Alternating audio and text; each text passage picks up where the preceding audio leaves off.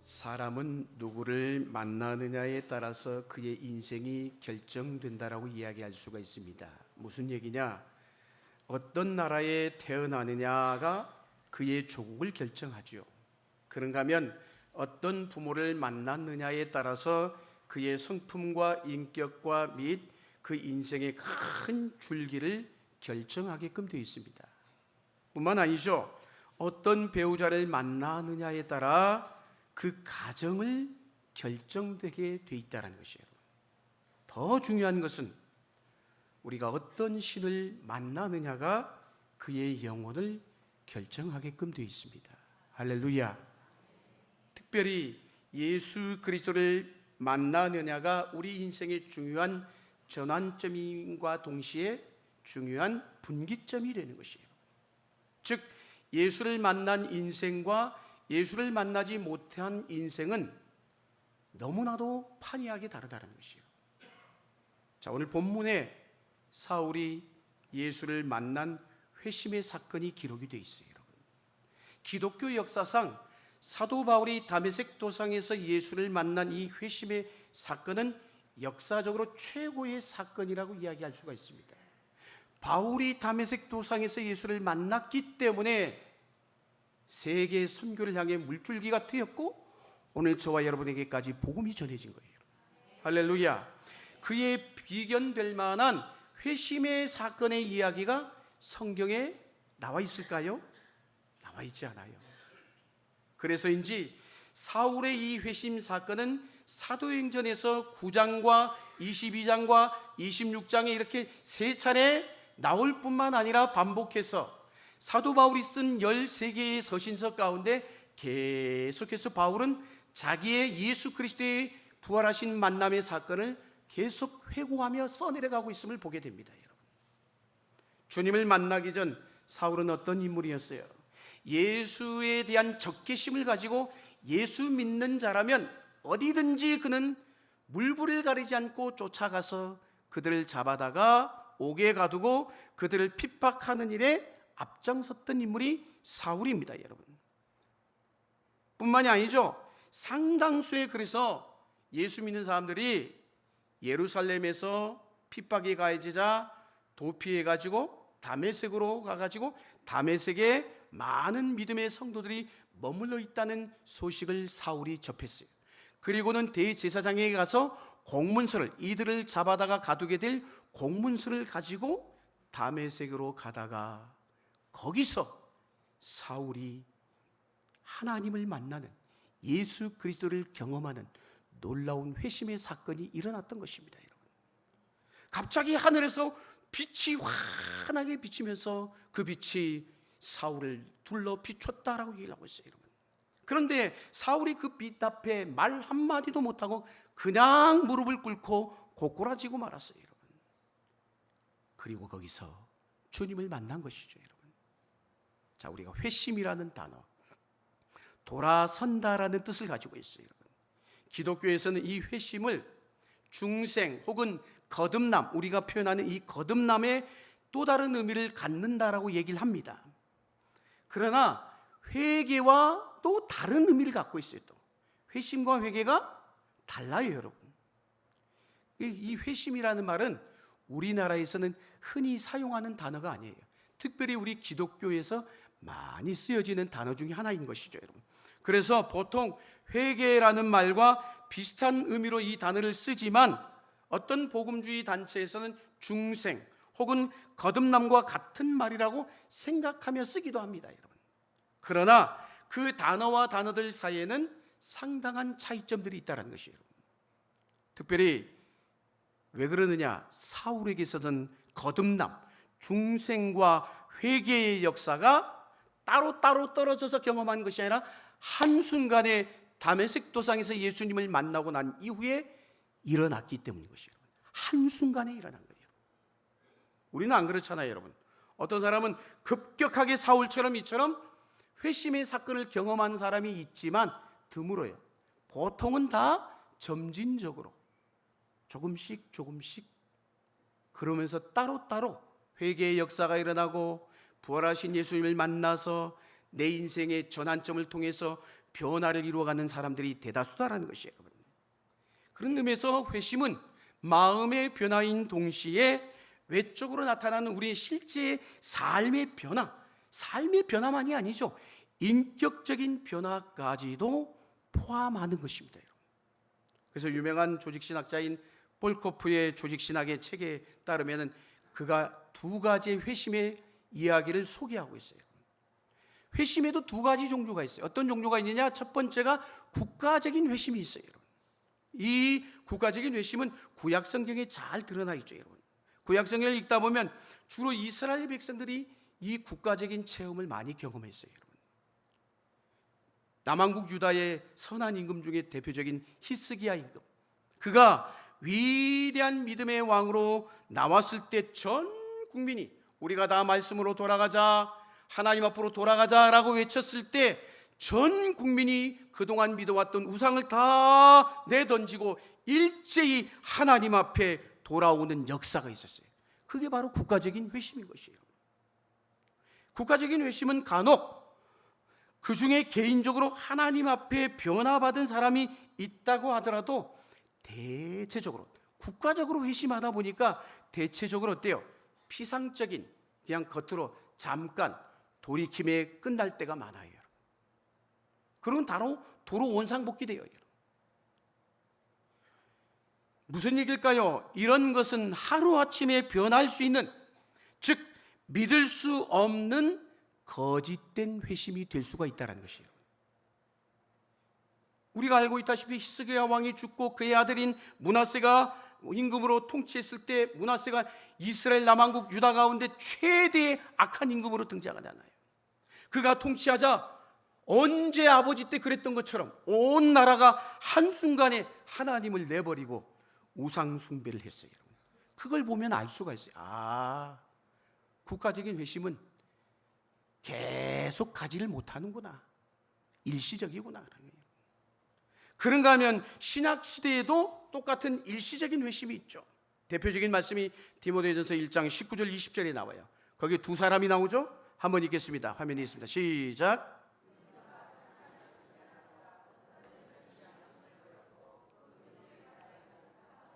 20절, 그 가운데 후메네와 알렉산더가 있으니 내가 사탄에게 내준 것은 그들로 훈계를 받아 신성을 모독하지 못하게 하려 함이라. 아멘.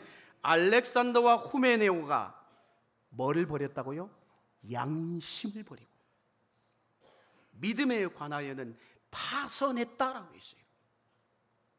그 가운데 후메네오와 알렉산더, 즉 무슨 얘기일까요? 일시적으로 회심한 사람들이 보이는 결과물인 거예요. 처음에는 잘했는데 순간 세상으로 돌아가 버린 거예요, 여러분. 또 히브리서 말씀처럼 히브리서에도 그런 얘기가 나와요. 한 번 성령의 은혜와 복음의 은혜를 맛본 사람이 어느 날 갑자기 타락해서 이단의 우두머리가 되기도 하고 교회를 핍박하는 자가 되기도 하고 아주 이렇게 기가 막힌 상황이 벌어집니다. 그 대표적인 예로 문선명이가 그러고 박태선이가 그러고 신천지의 교주인 이만희가 그랬어요, 여러분.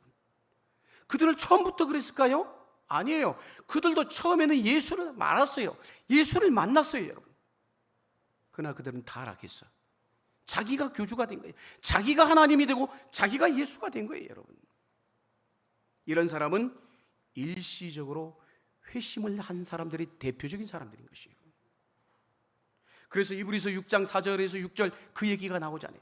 한번 읽어볼까요? 시작. 한번 빛을 받고 하늘의 은사를 맛보고 성령에 참여한 바 되고 5절 하나님의 선한 말씀과 내세의 능력을 맛보고도 6절 타락한 자들은 다시 새롭게 하여 회개하게 할 수 없나니 이는 그들이 하나님의 아들을 다시 십자가에 못 박아 드러내놓고 욕되게 함이라. 아멘. 성경의 대표적인 사람이 누굴까요? 이런 사람, 예수님의 12명의 제자 가운데 가룟 유다예요. 가룟 유다가 처음부터 악했다고 보지는 않습니다. 그도 처음에는 일시적으로 예수님 앞에 분명히 감동을 받았기 때문에 따랐어요. 그렇지만 예수님이 심지어는 메시아라고 하는 확신도 어쩌면 있었을 것이에요. 그러나 결국에는 모든 것이 마귀의 역사로 끝나버리고 말았지 않습니까? 일시적인 회심이었던 겁니다. 가룟 유다처럼 일시적인 회심을 한 사람에 대해 예수님이 복음서에서 가라지 비유로 우리에게 교훈하고 있어요. 무슨 얘기일까요? 죄송하지만 교회 안에도 반드시 가라지가 함께 자랄 수 있다는 것이에요. 일시적으로 회심한 사람이 교회의 큰 비중을 차지하고 있을 수도 있다는 거예요, 여러분. 그럼 우리는 이 말을 명심해야 돼요. 두렵고 떨리는 말씀이에요. 제가 이 말씀을 준비하면서 이 말씀 앞에 이야, 나도 그럴 수 있구나. 그러나 어떤 핍박이 다가와도 또 교회가 어떤 큰 십자가를 져야 될 상황이 벌어지면 도망가 버려요. 믿음에서 떠나버려요. 그 본색이 드러나고 말아요. 여러분, 일시적인 이런 회심은요, 본인도 비극이지만 교회도 비극인 거예요. 입으로 주여 주여 하는 일시적인 회심자가 교회 안에 많다라면은 그 교회는 앞날이 불 보듯 뻔하지 않겠습니까? 여기에는 목회자인 저도 예외일 수가 없어요. 목사도 그래요. 요새 그렇잖아요, 여러분. 늘 두려운 말씀이죠, 여러분. 성도들에게 성경을 가르치고 그럴듯하게 목회하는 것 같이 보여도 하나님과의 관계에서 진실성이 결여되면 죄송하지만 목회자도 가라지가 될 수 있는 거예요. 그래서 사도 바울이 빌립보서 2장 12절에 이런 말씀을 하고 있잖아요. 빌립보서 2장 12절 말씀 같이 한번 읽겠습니다. 그러므로 나의 사랑하는 자들아, 너희가 나 있을 때뿐 아니라 더욱 지금 나 없을 때에도 항상 복종하여 두렵고 떨림으로 너희 구원을 이루라. 아멘. 우리가 여기에 앉아 있다라고 해서 구원을 이룬 게 아니란 말이에요. 주님의 나라 이를 때까지 구원의 여정은 계속 되는 거예요. 그렇기 때문에 사도 바울이 항상 복종하여 두렵고 떨림으로 너희 구원을 이루라라고 말씀했어요. 할렐루야. 구원을 받았다는 확신도 좋아요. 거듭나 하나님의 자녀가 되어는 확신도 좋지만 그런 확신은 마귀도 얼마든지 할 수 있는 것이에요. 무슨 얘기일까요? 중요한 것은 어떤 사람이 끝까지 인내하며 주님의 자녀로 남아 있을 수 있느냐는 것이에요. 끝까지 인내하며 주의 자녀로 남아있는 저와 여러분 될 수 있기를 축복합니다. 겸손한 사람이에요. 하나님과의 사이에 진실성이 있는 사람이에요. 오늘 사도 바울 보세요. 바울이 어떤 사람이에요? 헬레니즘 문화의 영향 아래서 엄청난 교육의 혜택을 받고 당시의 성경에도 나와 있다시피 가말리엘의 유명한 납비 밑에서 교육을 받았던 인물이에요. 바울의 서신은 그래서 얼마나 탁월한지 논리정연하게 써내려가고 있잖아요. 지적이면서도 그는 동시에 열정의 사람이었습니다. 부유한 집에서 태어났던지 로마의 시민권마저도 가졌잖아요. 그는 바리새인 중에 바리새인이고 유대교의 전통을 그 누구보다도 중요시 여겼던 사람이에요. 예수를 따른 자들이, 그런데 중요한 것은 사도 바울이 예수를 따른 자들이 악하다라고 생각한 거예요. 유대교의 전통을 어지럽히는 자들이라고 생각했던 거예요. 그래서 그는 어찌하든지 간에 예수 믿는 나사렛 땅을 박멸하고자 했고 교회를 파괴하고자 하는 일에 앞장섰다라고 얘기하고 있어요. 열심이죠, 열심. 그런데 무슨 열심이요? 방향이 잘못된 열심이에요. 본인의 야망이라는 것이에요. 그 야망은 자신의 과격한 성향과 맞물려서 결국 상당히 폭력적으로 드러났고 스데반을 죽이는 데도 앞장서게 되었던 것입니다. 그래서 오늘 본문 1절 그런 뉘앙스의 얘기가 나오죠. 1절 말씀 한번 읽겠습니다. 시작.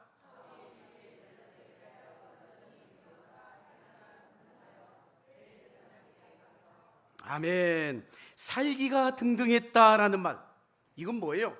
어찌하든지 간에 예수 믿는 사람들을 죽이려고 그냥 한마디로 씩씩거리고 지금 달려갔다라는 거예요. 여러분, 종교적 광기에 사로잡히면 아무도 못 말려요, 여러분. 그는 누구보다도 유대교적 그 전통을 지켜내려는 그 의지가 누구보다도 강했어요. 유대교 입장에서 보면 이야, 대단한 사람이네, 저 사람을 본받아야 돼, 그의 열성을 남다르게 유대인들은 칭찬했을지도 몰라요, 여러분. 그러나 문제는 그 종교적 강한 확신이 그의 눈을 가려버린 거예요. 예수를 예수로 보지 못하게 하고 메시아로 바라보지 못하게 만든 것이죠, 여러분. 그랬기 때문에 스데반을 죽이고 예수 믿는 사람들을 잡아가두고 죽이는 일에 앞장섰던 그의 모습을 보면 가히 그가 어떻게 폭력적일 수 있었을까? 그럴 수밖에 없다는 거예요, 여러분. 사랑하는 여러분, 종교적 신념이요 너무 강하면 폭력도 불사하게 돼 있어요. 폭력도 불사하게 돼 있어요. 광신적인 신자들이 어때요? 폭력성을 띠잖아요, 여러분. 오늘날에도 중동 안에서 전쟁들이 벌어지죠. 자살 테러들이 얼마나 수도 없이 일어납니까? 수많은 사람들을 살상하잖아요. 그런데도 그들은 사람을 죽이면서 폭력이라고 생각할까요? 전혀 생각하지 않아요, 여러분. 오히려 그들은 알라 신에 대한 충성이라고 생각해요, 여러분. 이렇게 종교적 확신과 정치적 신념들이 결국 폭력적으로 돌변할 때가 많다는 거예요. 따라합시다. 중요한 것은 복음입니다. 그럼에도 중요한 것은 복음이에요. 무슨 얘기일까요? 복음이 없는 상태, 복음이 없는 종교, 복음이 없는 신념, 복음이 없는 사상은 그처럼 언제나 위험한 거예요. 여러분, 종교의 반대에 무엇이 있을까요? 복음이 있어요, 복음이. 여러분, 복음과 종교는 전혀 다른 거예요, 전혀 다른 거예요, 여러분. 우리가 이걸 구별할 줄 알아야 됩니다, 여러분. 우리가 그러기 때문에 신앙생활 하면서 복음을 확실하게 붙들지 않고 살아간다면 나도 모르는 사이에 종교 쪽에서 흘러갈 수 있다는 거죠. 그러나 죄송하지만 종교 안에는 뭐가 없어요? 생명이 없어요, 생명이, 여러분. 사랑하는 여러분, 근데 사울이 왜 다메섹에 갔을까요? 다메섹에 간 이유를 2절에 이렇게 얘기를 하고 있어요. 2절 말씀 계속해서 읽겠습니다. 시작.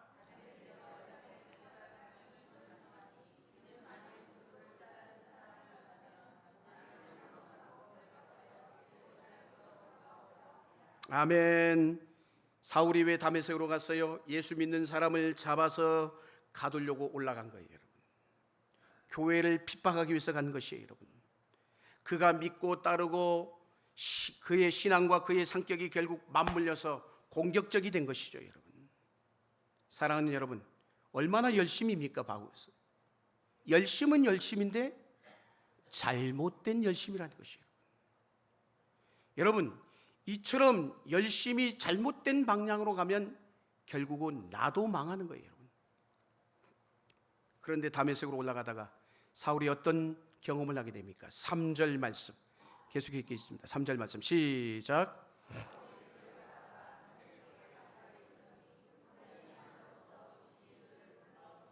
아멘. 사울에게 누가 나타나셨어요? 예수님이. 그걸 신학적으로 뭐라고 하느냐? 당신을 드러내신 사건이다, 하나님의 나타나심이다, 현현이라고 얘기해요. 어떻게 나타나셨다고요? 빛으로 나타나셨다라고 얘기했어요. 사울이 다메섹으로 올라가는 바로 그 중에 이미 주님이 기다리고 계셨던 거예요. 그때 되니까 가서 막 부랴부랴 가가지고 사울을 만난 게 아니란 말이에요. 이미 하나님의 계획 속에서 그곳에서 하나님이 기다리고 계셨던 것이에요. 할렐루야. 역사적인 만남이었어요, 여러분. 만남의 주도권이 누구에게 있는 거예요? 그래서 주님에게 있어요. 주님에게. 주님 편에 있는 거예요, 여러분. 살기가 등등해가지고 그가 다메섹에 예수 믿는 자들 잡으러 가는 그 중에 호련히 그 가운데 빛이 임했다라고 했어요, 여러분. 이 빛은요 상징성을 가지고 있어요. 왜 상징성을 가지고 있느냐? 사울이 그동안 어둠 속에 있었기 때문인 것이에요. 영적 무지함 가운데 있었기 때문에 그런 행동을 한 거예요. 그러기 때문에 빛이 임한 거예요. 그 어둠을 걷어내기 위해서요. 영적으로 눈이 감겨져 있었다는 것이에요, 여러분. 자신이 지금 무슨 짓을 하는지도 몰랐던 거예요, 여러분. 그런데 그의 인생에 빛이 찾아온 거예요, 여러분. 어둠에서 벗어나게 해줄 그 빛은 어떤 빛이었다? 강력한 빛이었다라고 했어요. 그래서 동일한 이 다메섹 사건에 부활하신 예수님을 만난 사건을 간증적으로 증거하고 있는 사도행전 26장 13절의 이 부분을 이렇게 바울이 간증하고 있어요. 같이 한번 읽겠습니다. 시작.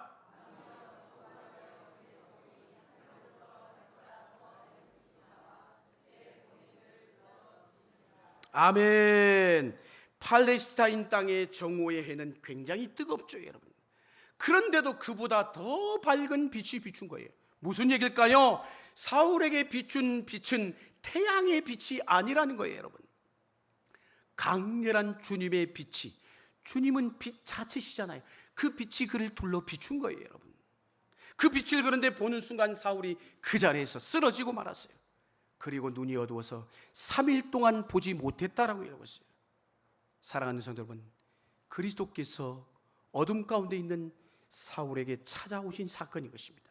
그래서 이어지는 4절 5절 어떤 일이 일어났어요? 4절 5절 읽겠습니다. 시작.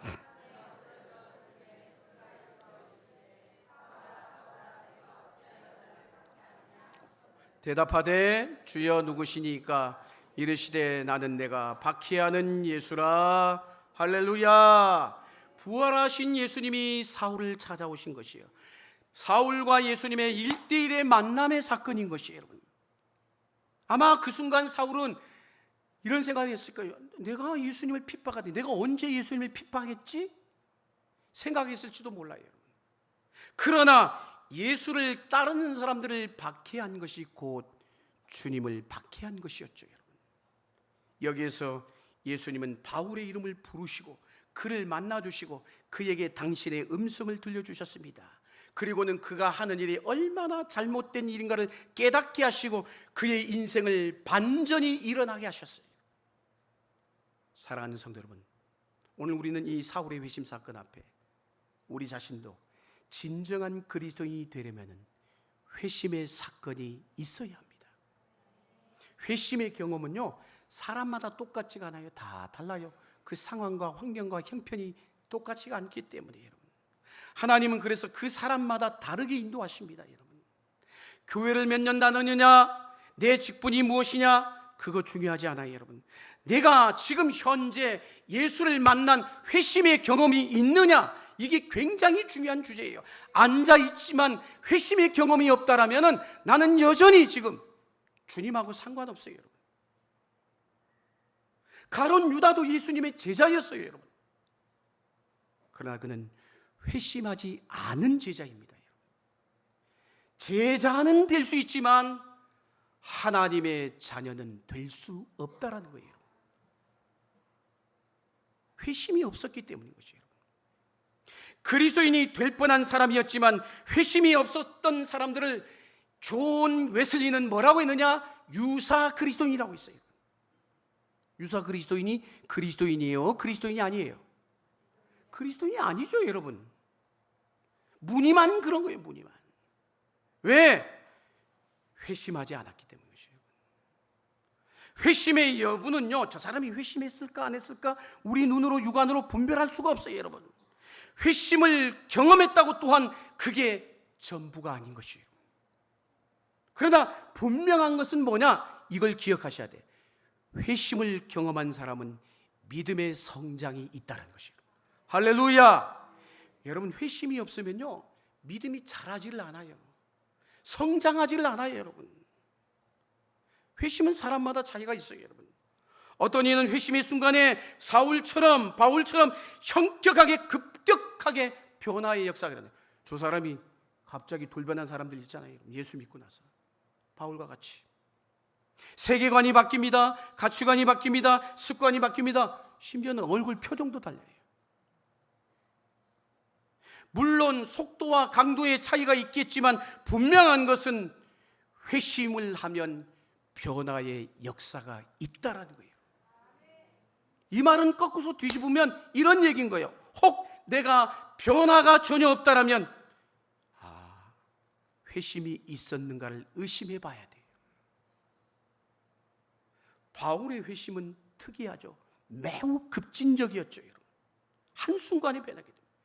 어떻게 그리스도를 대적하던 자가 그리스도에게 완전히 항복하고 무릎을 꿇습니까? 회심은 단순한 개인적 차원으로 또한 끝나는 게 아닙니다, 여러분. 전혀 다른 차원의 삶을 사는 대전환을 이루는 것이 회심인 것이에요. 그래서 회심은 히브리어로 슈브라는 단어를 써요, 여러분. 이 말은 돌아서다, 도로 찾다, 회복하다라는 의미를 갖고 있어요. 그런데 구약 성경에 회심이라는 이 슈브라는 단어가 무려 몇 차례 등장한 줄 아십니까? 얼마나 등장할까요? 맞춰보세요. 그냥 한번 얘기해 보세요. 몇 번이나 등장할 것 같아요? 100번? 200번? 1000번 이상 등장해요. 1000번 이상이 등장해요. 뿐만이 아닙니다. 회심이라는 헬라어 단어 역시도 방향 전환을 의미합니다. 그러나 신약 성경과 구약 성경 전체 둘 다 공통적인 회심의 의미가 있어요. 뭐냐? 주인을 바꾸는 것이다 라고 했어요. 주인을 바꾸는 것이다. 무슨 얘기일까요? 예수를 믿는 순간 그 전에는 내 인생의 주인이 내가 되었고 이 세상의 물질이 되었고 이 세상의 인기와 명예가 되었는지 모르지만 예수를 만나고 난 이후에는 내 삶의 주인이 누가? 예수로 바뀐 거예요. 그리스도가 찾아오셔서 내 삶의 주인이 되셨다는 것이에요. 할렐루야! 회심을 경험하면 변화가 일어납니다. 사울은 확실한 전환을 했어요, 여러분. 그야말로 전인격적으로 주님 앞에 딱 사로잡힘을 받은 거예요. 이전에 한 번도 경험해 보지 못한 일이 일어난 것이죠. 하늘로부터 임한 강렬한 그 빛과 그 주님의 소리가 음성이 그를 압도했던 것이에요. 그 앞에 그냥 KO고 단 거예요. KO. 도무지 한가할 수 없는, 주여 나는 항복한 거예요. 항복한 거예요. 불가항력적인 하나님의 은혜인 것이죠. 하나님이 내 인생에 밀고 들어온 거예요. 밀고 들어온 거예요. 내가 너를 딱 붙잡으신 것이죠. 하나님의 비상적인 개입, 강권적인 부르신 것이에요. 바울이 그러니 얼마나 깜짝 놀랐겠어요. 다메섹으로 가다가 뭐라고 깜짝 놀란 거예요? 나는 네가 핍박하는 예수니란 이 말씀에. 이전에 바울은 직접 예수를 만난 적이 없어요. 그렇지만 지금 바로 그 핍박하는 예수와 마주하게 된 거예요. 마주하게 된 거예요. 꼼짝하지 못하고 그분 앞에 사로잡힘을 당한 것이죠. 그리고 내가 가고 있는 이 인생길이 잘못 가고 있구나 깨닫게 된 거예요, 여러분. 중요한 성분이죠. 여러분, 내가 가고 있는 길이 잘못됐다는 것을 깨닫는 것이 주의 은혜임을 아시기를 주의 이름으로 축복합니다. 우리가 얼마나 오해와 착각 속에 살아간지 몰라요. 나는 잘하고 있다고 생각해. 엉뚱한 길을 가면서도 자기는 바로 가고 있다고 확신해요. 그릇된 확신이 문제인 거예요. 어둠 속을 걸어갈 때는 모르죠. 알 수가 없어요, 여러분. 하나님이 빛을 비추어 주기 전까지는 깨닫지를 못해요. 사울도 그랬단 말이에요. 이전에 우리는 무지몽매함 속에 살면서 그걸 몰라가지고 벗어날 길도 없는 삶을 살았던 자들이잖아요, 여러분. 여러분, 빛이 비춰오기 전에는 인식하지를 못합니다. 여러분. 비춰져야 내 죄가 보여요. 나의 모습이 보여요, 여러분. 사울은 그동안 빛 없이 살아왔어요, 여러분. 어둠 속에서 그냥 용감하게 살았어요, 열심히. 어둠 속에 살 때는 자기가 정말 최고로 의로운 줄로 착각했어요, 여러분. 그러나 빛 안에 드러난 자신의 실체를 여러분 보는 순간 어떻게 됐겠습니까, 여러분? 사도 바울이 뭐라고 고백했어요, 나중에? 나는 죄인 중에 괴순이라. 나는 만삭되지 못하여 난 자와 같으니라. 나는 가장 작은 자보다도 더 작은 자기라. 이게 무슨 말이에요? 무슨 고백입니까? 비로소 내가 무지에서 벗어났다는 것이에요. 무지에서 벗어나는 은혜가 있게 되기를 축복합니다. 하나님의 은혜가 아니면 소망 없는 자라는 것을 비로소 발견한 거예요, 여러분. 사울은 내가 그래서 뭘 해야 됩니까? 물었죠. 8절 9절 말씀 이어서 읽겠습니다. 8절 9절 시작.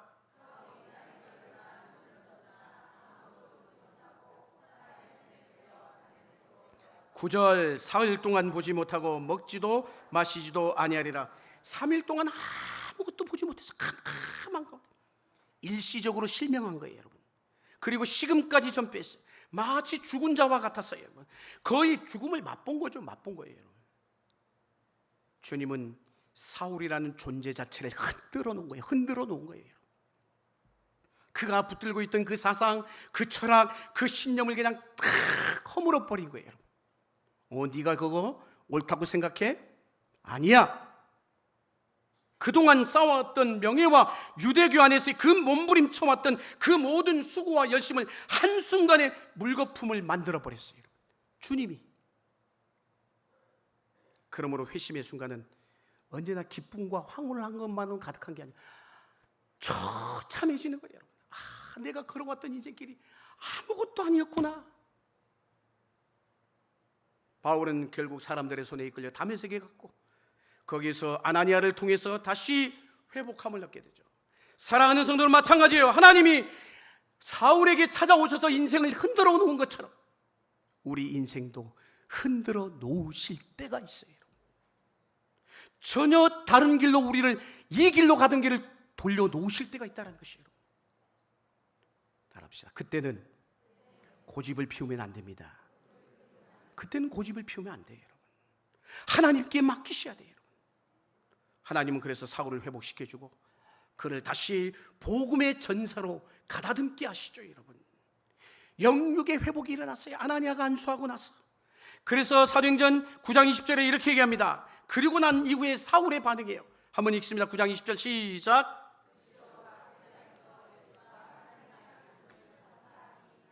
아멘. 하나님의 은혜가 너무나도 선명하고 분명했기 때문에 사울은 더 이상 지체할 수가 없었어요. 회심한 직후에 곧바로 복음 전하는 사람이 됩니다. 할렐루야. 그래서 9장 15절에 이렇게 말씀하죠. 15절 말씀 읽겠습니다. 시작. 주께서 이르시되 가라, 이 사람은 내 이름을 이방인과 임금들과 이스라엘 자손들에게 전하기 위하여 택한 나의 그릇이라. 그래서 사도 바울은 한참 시간이 지나고 난 후에 갈라디아서 1장 15절에 이렇게 말씀합니다. 뭐라고 얘기합니까? 그러나 내 어머니의 태로부터 나를 택정하시고 그의 은혜로 나를 부르신 이가, 뭔 얘기일까요? 다메섹 사건은 갑자기 우연히 일어난 사건이 아니라는 말인 거예요. 이 말은 하나님의 계획 속에, 하나님의 작정함 속에 일어난 것이에요. 하나님의 정확한 뜻과 목적이 있어서 사울을 거기서 불러주신 것입니다.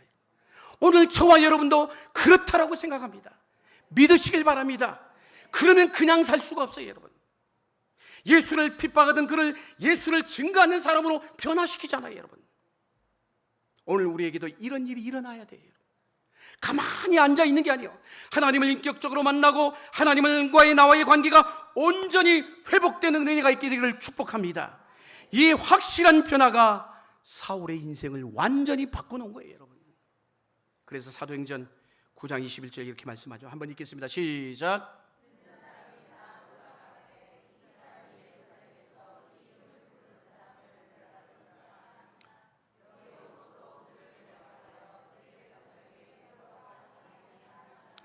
아멘. 그럴 수밖에 없어요. 갑자기 예수 믿는 그리스도인, 그리스도의 증거자가 된 바울을 의심할 수밖에 해요. 그러지 않겠어요, 여러분? 그러나 사울은 그럼에도 불구하고 더 적극적으로 복음을 전했다라고 했어요. 그래서 22절 뭐라고 얘기합니까? 사울은 힘을 더 얻어 예수 그리스도라 증언하여 다메섹에 사는 유대인들을 당혹하게 하니라. 아멘. 결론의 말씀이에요. 사울의 회심은 당연히 유대교인들에게 충격을 줬을 거예요. 갑자기 사람이 바뀌었으니까요. 그러나 바울은 기독교가 탄생하는 일에 귀하게 쓰임받은 인물임을 아무도 부인할 자가 없어요, 여러분. 복음이 온 세계로 확장되는 일에 결정적인 역할을 했잖아요, 여러분. 그리고 그는 복음을 들고 종횡무진합니다. 그래서 서신서를 읽다 보면은 그는 무려 20년 이상, 무려 16,000km를 종횡무진, 거리로, 육로로, 바다를, 해상으로 다니며 복음을 전했어요. 그럼에도 그곳에서 곳곳에 위협이 왔겠죠, 당연히. 심지어는 동족마저도 죽이려고 달려들었습니다. 숱한 죽음의 위기 속에서도 그는 이방인의 사도라는 사명을 잃지 않았어요. 멈추지 않았어요. 그렇습니다. 빛을 본 사람은 다시 어둠 속으로 돌아갈 수가 없어요, 여러분. 할렐루야. 여러분은 어떻습니까? 언제 빛을 보셨습니까? 정말 여러분 하나님을 만난 적이 언제였는지요? 그리스도를 만나면 내 인생에 대전환이 일어날 수밖에 없어요, 여러분. 이제 우리 남은 인생, 나만을 위해서, 우리만을 위해서 쌓는 삶이 아니라 세상을 향해 다리를 놓고 길을 만들고 끊임없이 세상 가운데 들어가 그 세상 속에서 빛과 소금의 역할을 감당하는 예수 그리스도의 피 묻은 십자가의 복음을 증거하는 증인들이 되실 수 있기를 주의 이름으로 간절히 축원합니다. 기도하시겠습니다.